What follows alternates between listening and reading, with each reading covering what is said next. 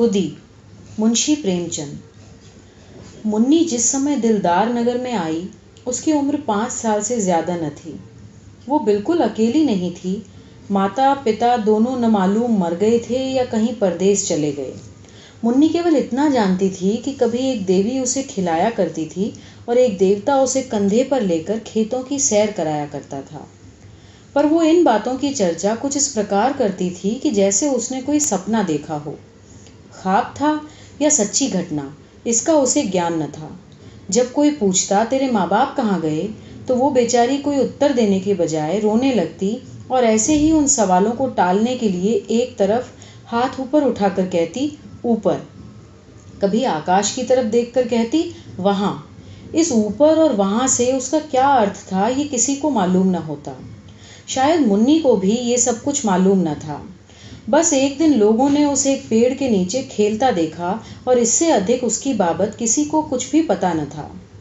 लड़की की सूरत बड़ी प्यारी थी। जो उसे देखता मोह जाता। उसे खाने पीने की कुछ चिंता न रहती। जो कोई बुलाकर कुछ दे देता वही खा लेती और फिर खेलने लगती। शक्ल सूरत से वो किसी अच्छे घर की लड़की मालूम होती थी।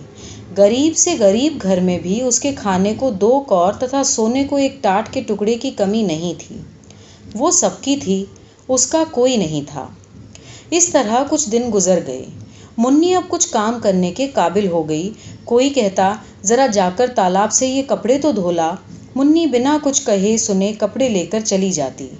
रास्ते में कोई बुलाकर कहता बेटी कुएं से 2 घड़े पानी तो खींच ला, तो वो वस्त्र वहीं रखकर घड़ा लेकर कुएं की ओर चल देती।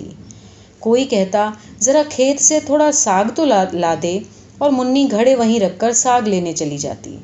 पानी की प्रतीक्षा में बैठी हुई औरत उसकी प्रतीक्षा करते करते थक जाती। कुएं पर जाकर देखती है तो घड़े रखे हुए हैं। वो मुन्नी को गालियां देती हुई कहती आज से इस कलमुही को कुछ खाने को न दूंगी। कपड़े की प्रतीक्षा में बैठी हुई औरत उसकी राह देखते देखते थक जाती और क्रोध में तालाब की तरफ जाती तो कपड़े वहीं पड़े हुए मिलते। तब वो भी उसको गालियां देकर कहती कि आज इसको खाने को कुछ नहीं दूंगी। इस प्रकार मुन्नी को कभी कभी कुछ भी खाने को न मिलता और तब उसे बचपन याद आता जब वो कुछ काम न करती थी और लोग उसे बुलाकर भोजन खिला देते थे। वो सोचती किसका काम करूं और किसका न करूं। जिसे जवाब दूं वही नाराज हो जाएगा। मेरा अपना है ही कौन, मैं तो सबकी हूँ। उस निर्धन को ये न मालूम था कि जो सबका होता है वो किसी का नहीं होता।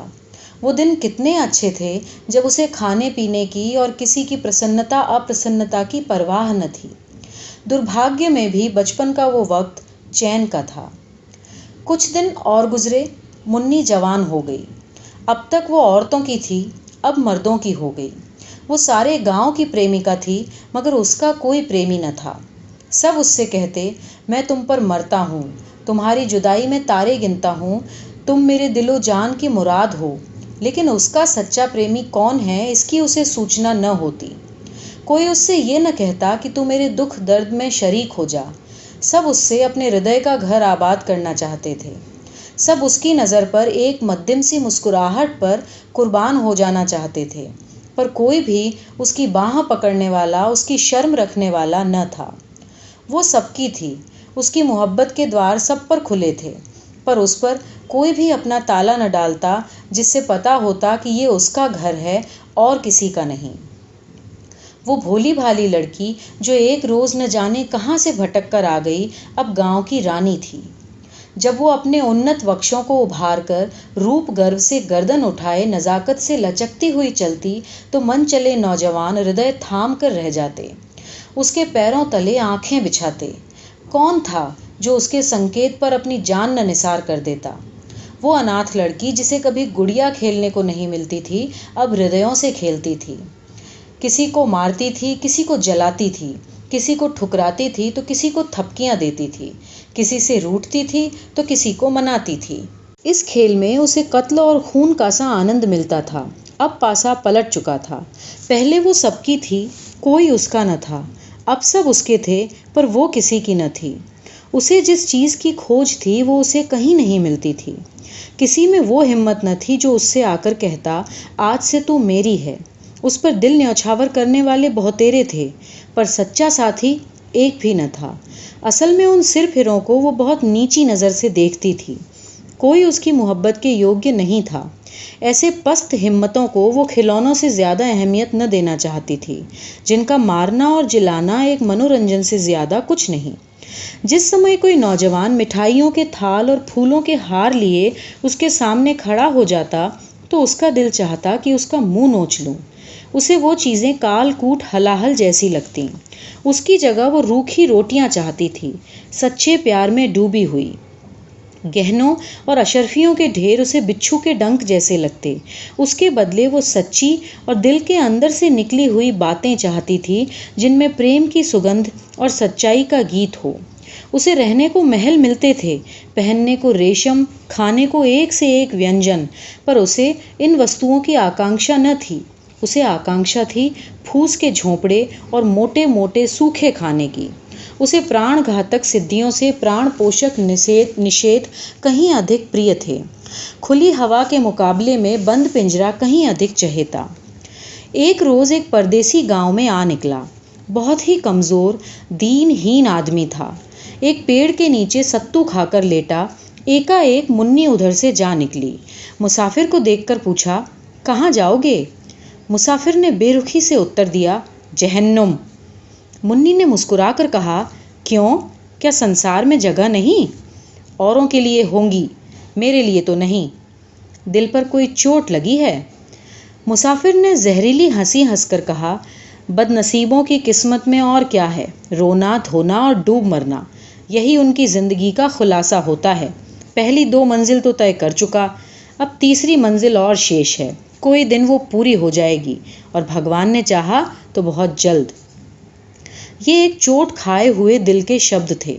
अवश्य उसके पहलू में दिल है, वरना ये दर्द कहाँ से आता। मुन्नी बहुत दिनों से दिल की तलाश कर रही थी। बोली, कहीं और वफा की खोज क्यों नहीं करते? मुसाफिर ने निराशा के भाव से जवाब दिया, मेरी तकदीर में नहीं, वरना मेरा क्या बना बनाया घोंसला उजड़ जाता। दौलत मेरे पास नहीं, रूप रंग मेरे पास नहीं, फिर वफा की देवी मुझ पर क्यों कर मेहरबान होने लगी? पहले समझता था कि वफा दिल के बदले में मिलती है, अब पता हुआ कि और चीज़ों की तरह वो भी सोने चांदी से खरीदी जा सकती है। मुन्नी को मालूम हुआ कि मेरी निगाहों ने धोखा खाया। मुसाफिर बहुत काला नहीं, केवल सांवला था। उसका नाक नक्श भी उसे आकर्षक जान पड़ा। बोली, नहीं, ये बात ठीक नहीं, तुम्हारा पहला विचार ठीक था। ये कहकर मुन्नी चली गई। उसके दिल के भाव उसके संयम से बाहर हो रहे थे। मुसाफिर किसी विचार में डूब गया। वो इस सुंदरी की बातों पर गौर कर रहा था। क्या सचमुच यहाँ वफा मिलेगी? क्या यहाँ भी किस्मत धोखा न देगी? मुसाफिर ने रात उसी गांव में काटी। वो दूसरे रोज भी न गया। तीसरे दिन उसने एक फूस का झोंपड़ा खड़ा किया। मुन्नी ने कहा, ये झोंपड़ा किसके लिए बनाते हो? मुसाफिर ने कहा, जिससे वफा की आशा है। चले तो नहीं जाओगे? झोंपड़ा तो रहेगा, खाली घर में तो भूत रहते हैं। अपने प्यारे का भूत भी प्यारा लगता है। दूसरे रोज मुन्नी उस झोंपड़े में रहने लगी। लोगों को देखकर ताज्जुब होता कि मुन्नी उस झोंपड़े में रह ही नहीं सकती। वो उस भोले मुसाफिर को अवश्य दगा देगी, ये एक आम ख्याल था, मगर मुन्नी फूली न समाती थी। वो न कभी इतनी खूबसूरत दिखाई पड़ी थी, न कभी इतनी खुश। उसे एक ऐसा आदमी मिल गया था जिसके पहलू में हृदय था। लेकिन मुसाफिर को दूसरे दिन ये फिक्र हुई कि कहीं यहाँ भी वही अभागा दिन न देखना पड़े। रूप में वफा कहाँ? उसे स्मरण हो आया कि पहले भी इसी प्रकार की बातें हुई थीं, ऐसी ही कस्में खाई गई थीं, एक दूसरे से वादे किए गए थे, लेकिन उन कच्चे धागों को टूटने में कितनी देर लगी? वो धागे क्या फिर न टूट जाएंगे? उसे क्षणिक मज़े का समय बहुत जल्दी बीत गया, और फिर वही मायूसी उसके दिल पर छा गई। इस मरहम से भी उसके जिगर का जख्म न भरा। तीसरे दिन वो सारा दिन उदास और चिंतित बैठा रहा और चौथे रोज लापता हो गया। उसकी यादगार केवल उसकी फूस की झोंपड़ी रह गई। मुन्नी दिन भर उसका रास्ता देखती रही। उसे उम्मीद थी कि वो जरूर आएगा, किंतु महीनों गुजर गए और मुसाफिर न लौटा। कोई खत भी न आया, लेकिन मुन्नी को आशा थी कि वो जरूर आएगा। साल गुजर गया। पेड़ों में नई नई कोंपलें निकली, फूल खिले, फल लगे। काली घटाएं आईं, बिजली चमकी, यहाँ तक कि जाड़ा भी निकल गया, पर मुसाफिर न लौटा। लेकिन मुन्नी को अब भी उसके आने की उम्मीद थी। वो जरा भी फिक्रमंद न थी, न ही भयभीत। वो दिन भर मजदूरी करती और शाम को झोंपड़े में पड़ रहती। किंतु वो झोंपड़ा अब उसको एक सुरक्षित किला था, जहाँ सिर फिरों के नज़र के पांव भी लंगड़े हो जाते थे। एक रोज़ वो सर पर लकड़ी का गट्ठा लिए चली आती थी। एक रसिया ने छेड़खानी की। मुन्नी, क्यों अपने सुकुमार जिस्म के साथ ये अन्याय करती हो? तुम्हारी एक कृपा दृष्टि पर इस लकड़ी के बराबर सोना तुम पर न्यौछावर कर सकता हूँ। मुन्नी ने बड़ी नफरत के साथ कहा, तुम्हारा सोना तुम्हें मुबारक, यहाँ अपनी मेहनत पर भरोसा है। क्यों इतना इतराती हो? वो अब लौटकर नहीं आएगा। मुन्नी ने अपने झोंपड़े की तरफ संकेत करके कहा, वो गया कहाँ जो लौट कर आएगा? मेरा होकर वो फिर कहाँ जा सकता है? वो तो मेरे मन में बैठा हुआ है।